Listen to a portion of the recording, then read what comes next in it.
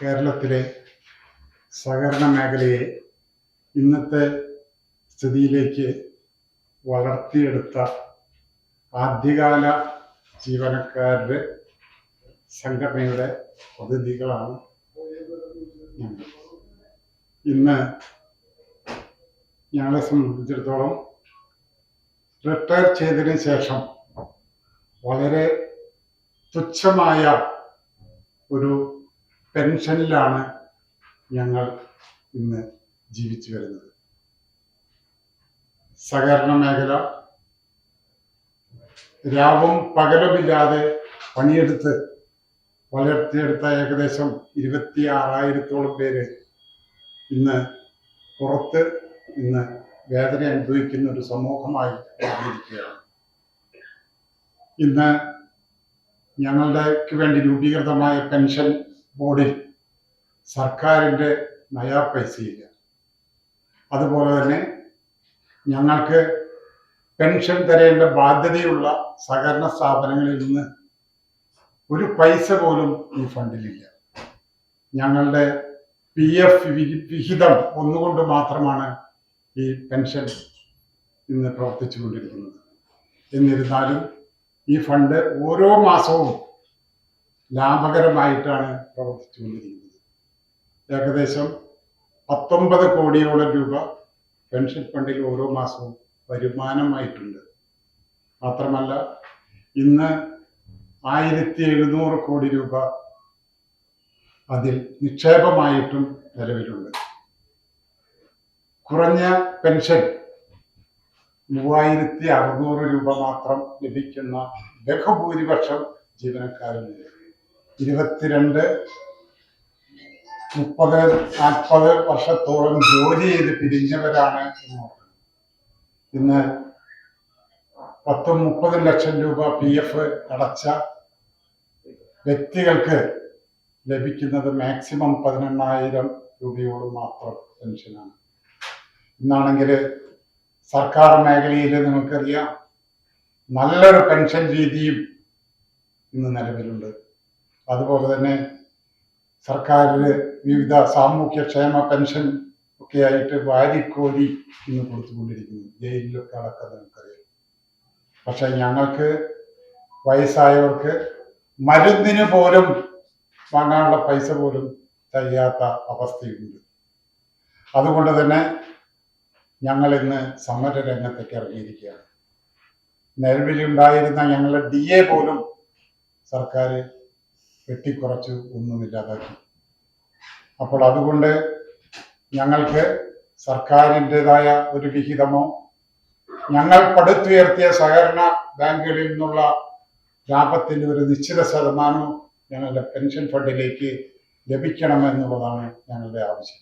മാത്രമല്ല 1,700 കോടിയിൽ പരം രൂപ നീക്കിയുള്ളപ്പോൾ ഞങ്ങളുടെ പെൻഷൻ വർദ്ധിപ്പിച്ചു തരാൻ സർക്കാരിന് ഒരു മടിയും കാണിക്കേണ്ട ആവശ്യമില്ല. ഞങ്ങളുടെ ഫണ്ടിൽ തന്നെ എടുത്ത് ഞങ്ങൾക്ക് തരാം.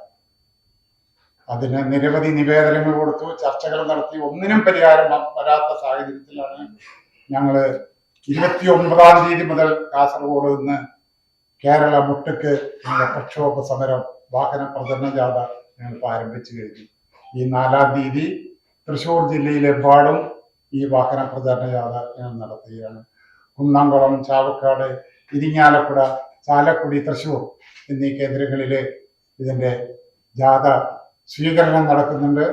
തൃശ്ശൂര് നമ്മുടെ ബഹുമാനപ്പെട്ട മേയർ ഡോക്ടർ നിജി ജസ്റ്റിനാണ് തൃശ്ശൂര് ഇതിൻ്റെ സമാപന സമ്മേളനം ഉദ്ഘാടനം ചെയ്യുന്നത്.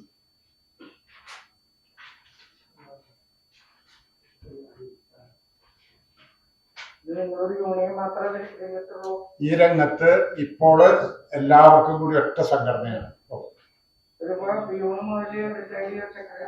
എല്ലാവരും അതുപോലെ തന്നെ മറ്റു സംഘങ്ങളിൽ നിന്നുള്ളവരുണ്ട്. അതായത് ഡയറി, ഫിഷറീസ്, ഇൻഡസ്ട്രീസ് മേഖലയിൽ നിന്നുള്ളവർ ഇതിൽ അംഗങ്ങളാണ്. സർക്കാർ കാര്യങ്ങൾ പഠിക്കുന്നില്ല, വേണ്ട വിധത്തിൽ അതിനെക്കുറിച്ച് പഠിച്ച് തരുന്നില്ല മാത്രമേ ഉള്ളൂ, വേറെ ഒന്നുമില്ല. സർക്കാരിന്റെയോ ബാങ്കുകളുടെയോ 10 പൈസ പോലും ഇതില്ല.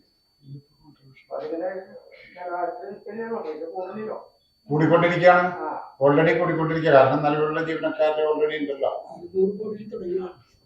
സ്റ്റാർട്ടിങ് നിസ്സാര കാശിൽ തുടങ്ങി ഇന്ന് 1700 അതിലും കൂടുതലായി കഴിഞ്ഞു. ഇത് അവരുടെ ബാലൻസ് ഷീറ്റ് പറയുന്നതാണ്.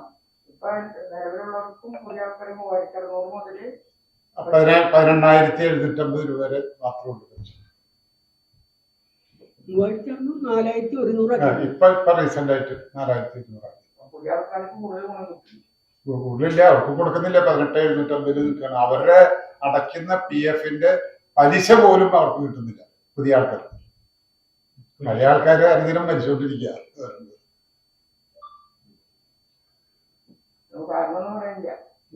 ഒന്നുമില്ല ഫണ്ടില്ല എന്നും പറഞ്ഞിങ്ങനെ അത് ചിലരൊക്കെ തെറ്റിദ്ധരിപ്പിച്ചിട്ടാണത്. ശരിയായ ഇത് പഠിക്കുന്നില്ല.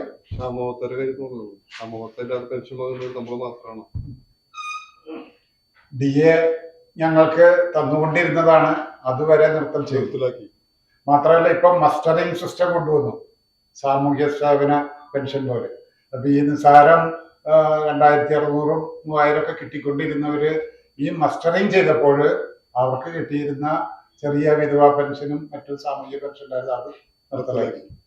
ഒരു പെൻഷന് പാടുന്നു പറഞ്ഞിട്ട്. അല്ലല്ല, ഇതില് LDF ഉണ്ട്, UDF ഉണ്ട്, എല്ലാ പാർട്ടിക്കാരും ഇതിലുണ്ട്, എല്ലാ സപ്പോർട്ടോടും കൂടിയാണ്. ഇപ്പൊ കുന്നംകുളത്ത് ബാലാജിയാണ് ഇതിന്റെ ഉദ്ഘാടനം നിർവഹിക്കുന്നത്. ഇവിടെ ഉദ്ഘാടനം ഡോക്ടർ AG ജസ്റ്റ് നമ്മുടെ മൈസൂർ മേയറാണ്.